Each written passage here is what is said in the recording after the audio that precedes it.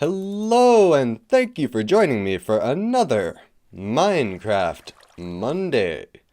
Right now, we're actually not in my survival world, we are in my creative world, and I just wanted to show you something that I've done over the last week. Yes, that's right, I've built myself a little home. I don't know, it's kind of a humble little place. Let's just go take a look inside. I find that building is a nice, relaxing pastime, putting in little details like cracks and moss and stuff like that. And doors, I'm not so sure about this door, but you've got to see the interior. Wait a second. I could have sworn I put an interior on here. Oh, that's right. So I just built the front of this, kind of. I don't know, I find at the end of a long day, it's nice to just start building, placing blocks repetitively. I don't know, maybe I'm weird like that, but yeah, I made this little facade of a castle type thing. I'm actually not a design or architecture expert. This is probably combining several styles of architecture. I don't even know. And is this the first time that, yeah, I think this is the first time that we've actually gone to my creative world and seen what I'm up to. As you can see, not a whole lot in terms of actual useful stuff. This is basically where I go just to do things that I have ideas for. This, however, actually does have one function, and it is my shaft to the bottom of the world. I haven't put stairs in there yet, but yeah, I cleared out this entire area slowly and painfully. And then I discovered TNT. And I did some things with TNT, as you will see right now. Now, I have to explain this. All I wanted was some nice TNT wallpaper.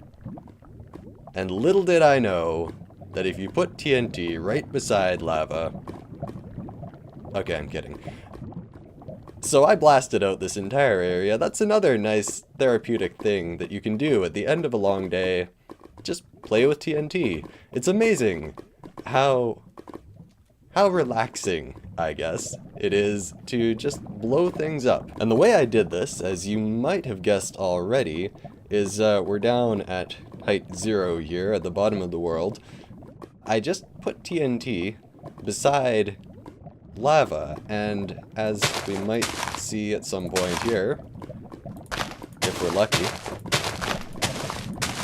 just by putting TNT by lava, yep, it randomly catches fire and leads to some lovely chain reactions.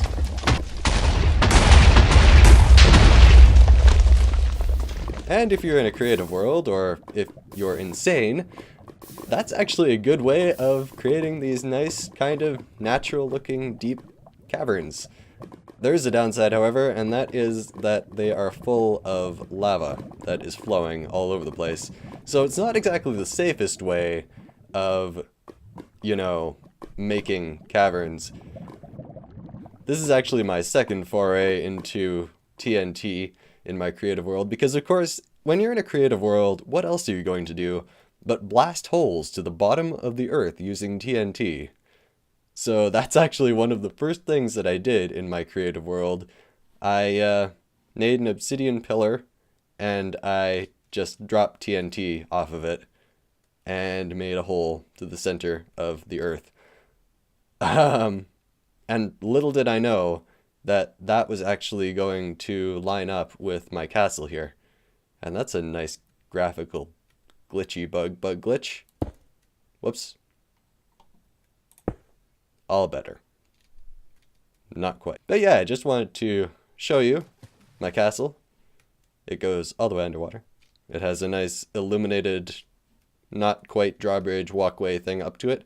It's well fortified. It's in the middle of a lake ocean. Fortifications are very nice, very stylish, kind of evil looking. I like the way it looks. And actually, while we're here, I might as well give you a tour of the rest of my creative world as it exists right now. This was the first thing that I built on this computer in Minecraft. I figured I'd never actually used a creative world before. I had only done survival pretty much. Actually, I don't think I had a creative world before this one. I hadn't even made one. But the first thing that I built, I figured I would build the most expensive thing you could possibly build in Minecraft. So this is my beacon building.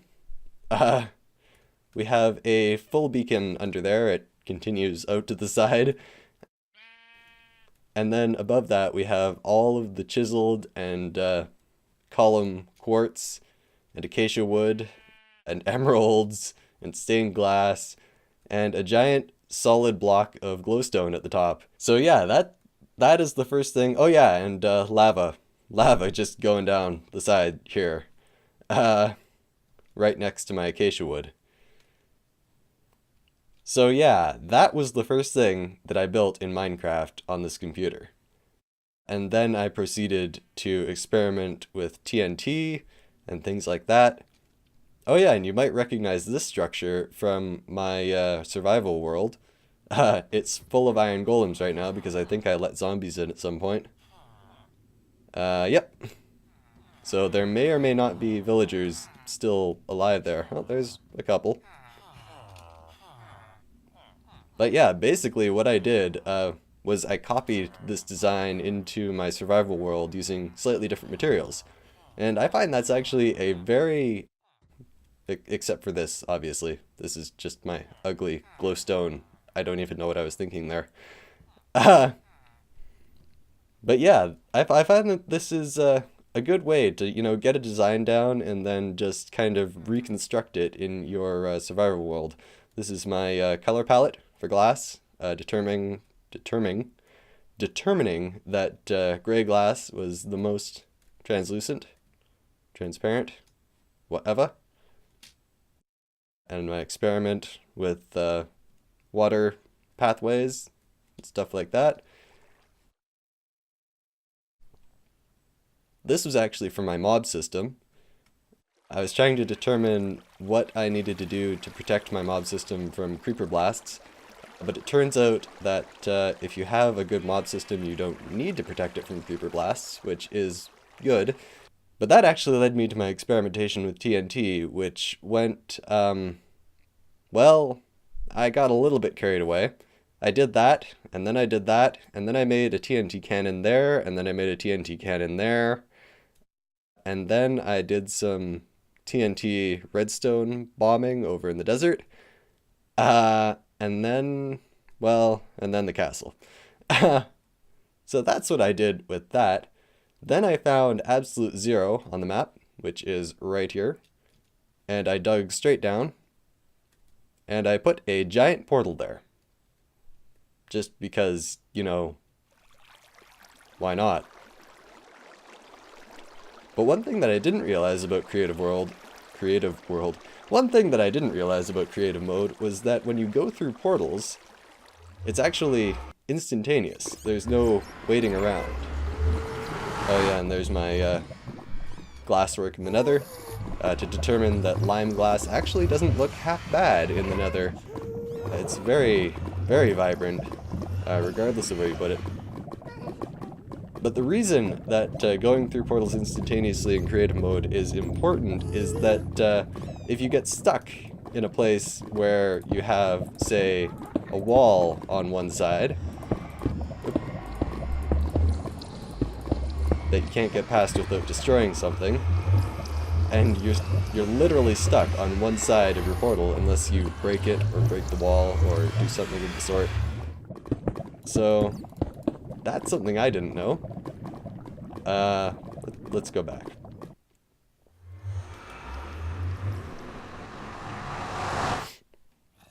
And this, other than the castle, this is actually the most recent thing that I've built in here. This is my horse stable that I've built entirely, well, almost entirely, out of stairs and slabs.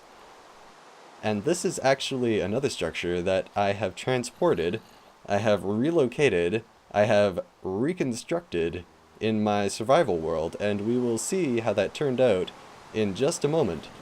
This episode I have a lot of things to show you. I've done a few things over the last week. By the way, I don't know if I mentioned, once again, I am coming to you on the Monday that this goes up, so yeah, it's been another busy week, that means. So we'll see how this episode goes. I have a lot of things to show you, a lot of things that I've gotten done over the last week, and we'll see if we get around to what I actually want to accomplish in this episode, which, well, we'll see. We'll see if I get around to it. If we don't get around to it, we will get around to it next time. So I will see you over in my survival world momentarily. So here we are back in my survival world. We're back at our mob farm, and I've made a bit of a modification, a bit of an improvement to my mob farm, at least as far as the storage system goes. You may notice a difference, and that is that I don't have chests piled up here, and actually I don't foresee needing to have chests piled up here at all, because I've made an improvement to the storage system. In fact, I've cleared it out entirely, it seems. Well, to demonstrate, let's just kill some mobs here. Yes, good, good. Getting experience. And let's take a look in the chest. Okay.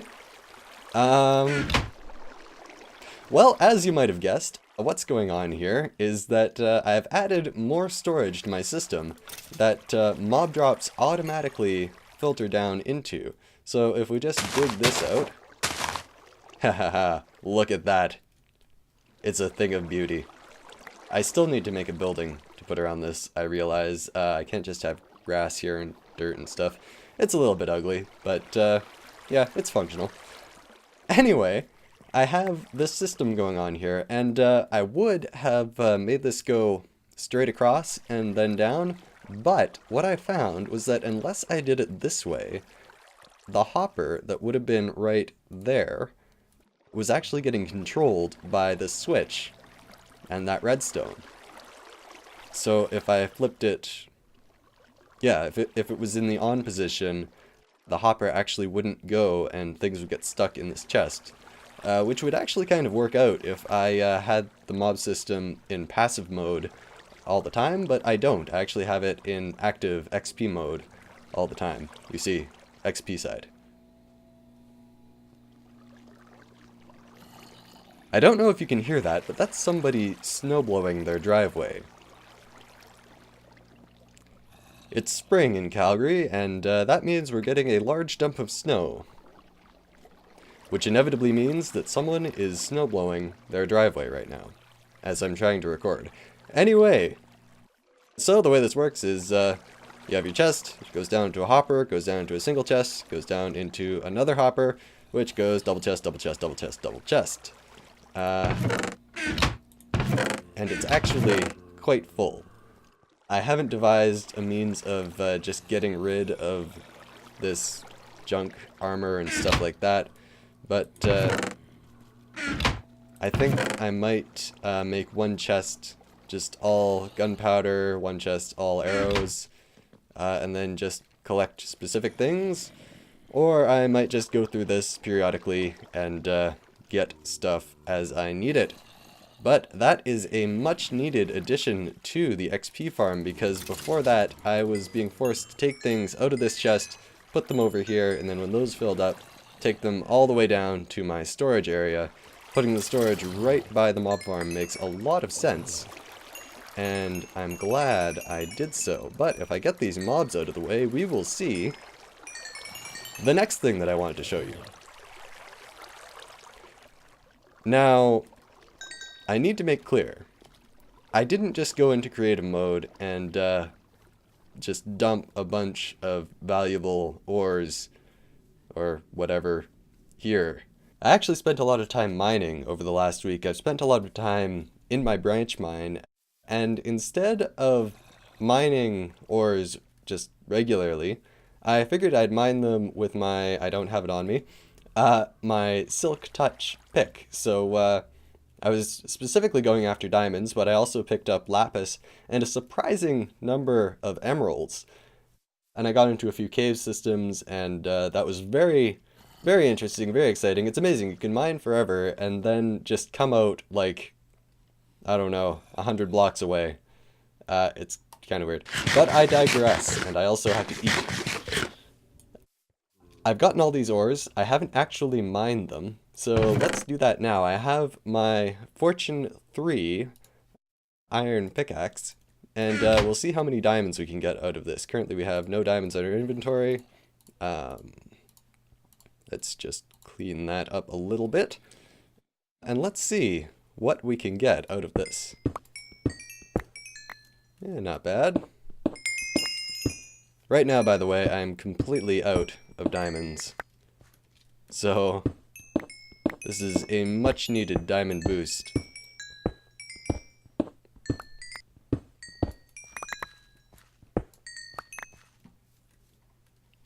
Okay, so out of that we got 62 diamonds, which is excellent. I need that to repair my armor and various weapons and stuff like that. And several stacks of lapis. Now let's see what we can get out of the emeralds. I don't know why I came across so many emeralds. Usually I don't find any emeralds out in the wild, but this time, for some reason, I found a lot. So, out of that stack, we got 62 diamonds and 7 stacks and a bit of lapis and 39 emeralds, which are going straight in this chest for some reason. I don't know why.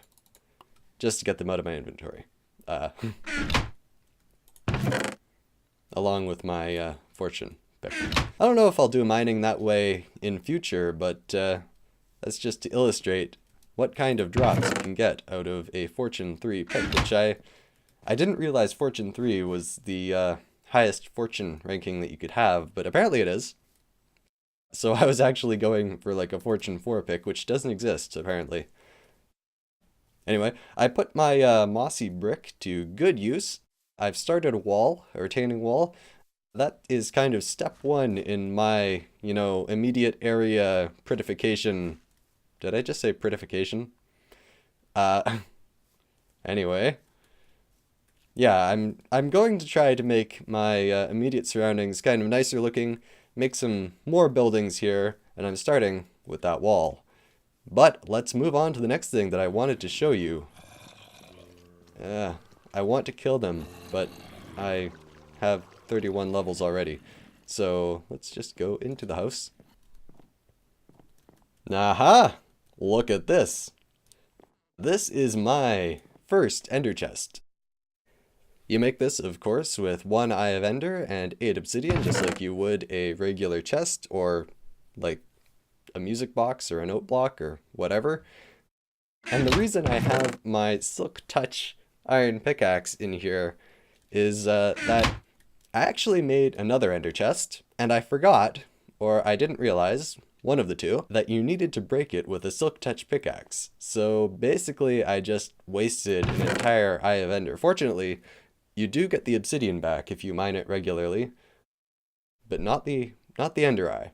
So I have my Silk Touch pickaxe in there, and this will come in handy in case I want to actually branch out into any of the biomes that I have found to have second home bases and things. I can just transport things twice as effectively because I can fill my inventory with stuff, and then I can fill the ender chest with stuff, travel there, move it out, etc. It's a very efficient system, and something that I actually haven't done before. And the sun is setting on this land that I call this land. Anyway, moving on to the next thing that I wanted to show you, because I feel we are running out of time in this episode.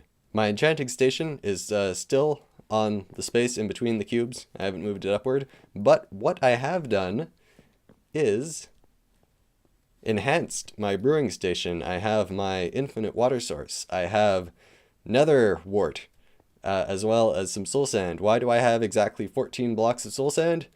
Because I had exactly 14 blocks of soul sand that I could use. But I have a successful nether wart farm, I have a small chest, I have my brewing stand. Things are looking pretty good up here, and I've actually gotten to some brewing. I have several splash potions of swiftness, extra length, splash potion of healing 2, and splash potion of strength extended length. And I actually didn't have any nether wart before this week. You saw last week that I had actually found my nether fortress, but it was a small one, and it didn't actually have any inside areas, any nether wart farms or anything. But I found that just over the hill, I actually hadn't found a small nether fortress. I'd only found one that was, for some reason, cut in half. So just over the hill, there was this huge, mostly underground nether fortress. And it had a lot of indoor areas, a lot of chests and things like that.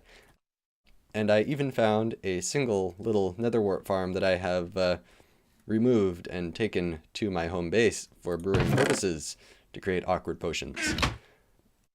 And actually, another thing that I found in that nether fortress, the reason that you might have noticed that I have iron horse armor in my inventory, was that I found some very good horse armor in that nether fortress. Now you may be thinking that I have brewing going, I have enchanting going. Aw, they all despawned. I have all of the things going. Why am I not going to fight the Ender Dragon right now? I probably could. Well, the answer to that is that I don't really want to at the moment. I'm just kind of waiting for the right enchants, the right armor, the right stuff, and, well, maybe next week. Anyway, horse armor. In that nether fortress, I actually found 2 diamond horse armor and 2 gold horse armor. I only have 2 horses, so, yeah. But I think the gold, well, gold is pretty stupid, but the diamond is very, very effective, or so I would imagine. I still don't know what I'm going to do with these horses. Let me just, well, after this I'm going to show you all the saddles that I have. I have a ridiculous number of saddles. I have so many saddles that whenever I find a saddle, I, need to get rid of it for other more valuable things. Anyway, this is my horse stable that I have moved into my into my survival world that is made almost entirely out of stairs and slabs. And what I realized, only too late, was that when you look at it from below, it really looks like it's made out of mostly stairs and slabs, but I kind of like it.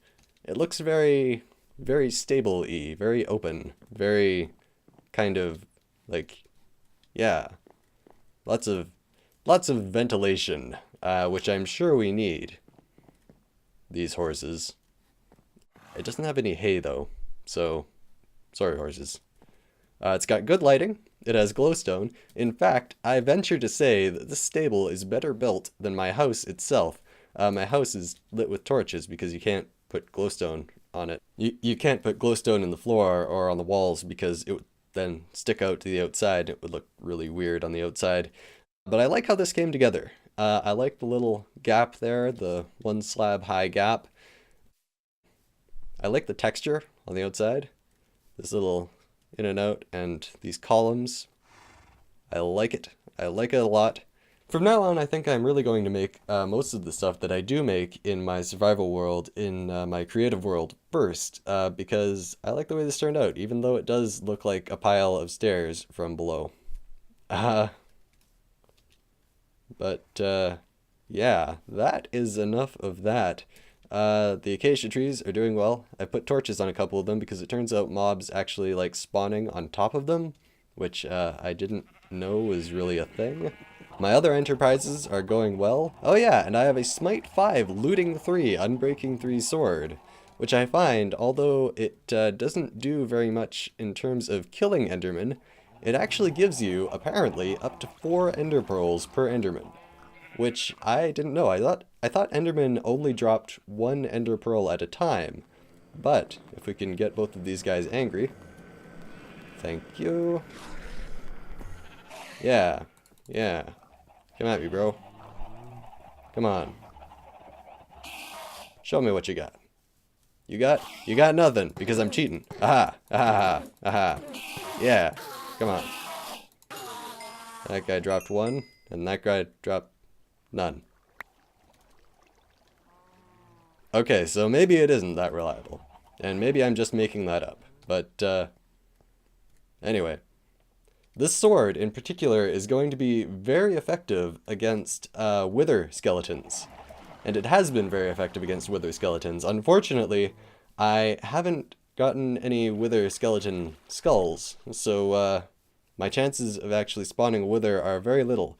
They're probably actually none, considering that I haven't actually beaten the Ender Dragon yet. But all things in due time. I'm definitely going to be keeping this sword around for future wither skeleton looting, because it's like a 2-hit kill or something against wither skeletons with Smite 5, which I like very much. Hey, hey skeleton. Skeleton? Hey zombie. How you doing? Oh. I figured Smite 5 would be a 1-hit kill against the zombie, but I guess not. Anyway, as dawn dawns, I'm just going to gear up for, the last thing that I wanted to show you. Or the one thing that I wanted to actually get done in this episode. I haven't done, since you last saw me, any exploration into new biomes. And that's not what I'm going to do today, so I'm not sure why I just mentioned it. Look at all these saddles. I have so many saddles. Like, I don't have this many horses, and even if I did have this many horses, I wouldn't need that many saddles. Jeez. Like, this is a one-player world. We do not need this many saddles, but I suppose it's a good thing, because you can't actually craft saddles, that they're so, I guess, relatively easy to get. But, yeah, and there's my other horse armor. The one thing I wanted to get done today, wow, I didn't fall to my death, which I usually do. One thing that I wanted to get done today was I wanted to start building something. You haven't actually seen me building anything on camera or getting projects started or anything. One thing that I wanted to do was I have all of this, sorry, yeah, puberty. I have all of this wonderful mountain, what's it even called? Extreme Hills, that's what it's called. Extreme Hills and Extreme Hills Edge biome all around my nice little plains biome. And I wanted to get some building done there because it's just such a wonderful terrain to work with. It's not a wonderful terrain to get around or to climb, but building on it can look pretty cool. The only problem is I have absolutely no concept of what I want to put there. So this might turn out very, well, very badly. There's no way of sugarcoating it. Okay, so here we are. Up that mountain that I was just looking at. It's a pretty nice view of my general area. And what I wanted to do up here was to create some kind of watchtower complex kind of embedded into the side of this hill. I'm not sure exactly where I want to put it, but somewhere around here. Perhaps I'll have a couple of buildings here, one hanging off and one kind of towering into the ridiculous height of the cloud barrier. I don't have clouds turned on. Where are clouds? There are clouds. So we're actually pretty close to the cloud layer right now. Now I wish I'd taken note of where exactly I wanted to build this. Oh yeah, let's put our bottom building right about here. Okay, so we have a 5x5 kind of square here. Okay, so this isn't going to be the most practical building. This building is going to be mostly for show.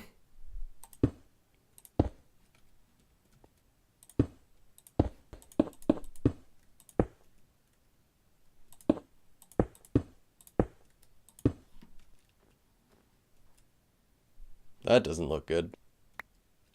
I almost fell to my death.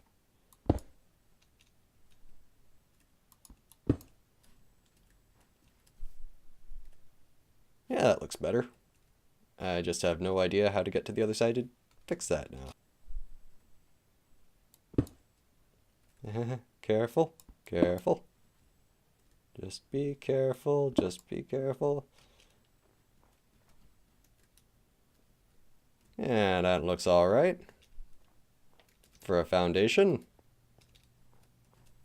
This is where I wish I had another player or something just standing down there so I could see how this looks from the ground. But I don't. Ah! One in there. And... whoops. Wait, no, yes. I don't know. Do I have dirt? I have dirt. Dirt! The new creative mode. Whoops. That's a little weird. I like it. Be sure to remove your creative mode once you have used it. Yeah, I think that looks alright. It's going to be a large foundation for a small building. It's going to be a little bit weird that way. And I think I might have put it a little bit higher up than I had anticipated putting it. But yeah, it looks like we are just about out of time now. So I'm just going to take a look at how this looks. Wait, can I do that? No, I can't. Cannot get nearly far enough away to appreciate that. So I'm just going to take a jump. Can I make it? Oh boy. This is not something you should do in survival. Ah! Okay, I'm gonna make it. Oh. Okay, that wasn't very safe. I would not recommend doing that. I was about a block away from certain death, but yeah, I think that's a little bit too high. I was going to put that a little bit lower, like about there. But I like the way it's looking. For a foundation, it's a good-looking bottom to a building. Or maybe that could work out. I don't know. I was going to put it a little bit lower, like that. That was about where I thought the top of the building was going to be. But at least now I know where I was going to put it, because I kind of lost my direction as I was coming up the ridge. But that is about all for this episode as we watch the sunset behind Yorkie Mountain. I'm gonna fix that before next episode. But we are out of time. So, thank you very much for watching. I hope you enjoyed it. And until next time, goodbye.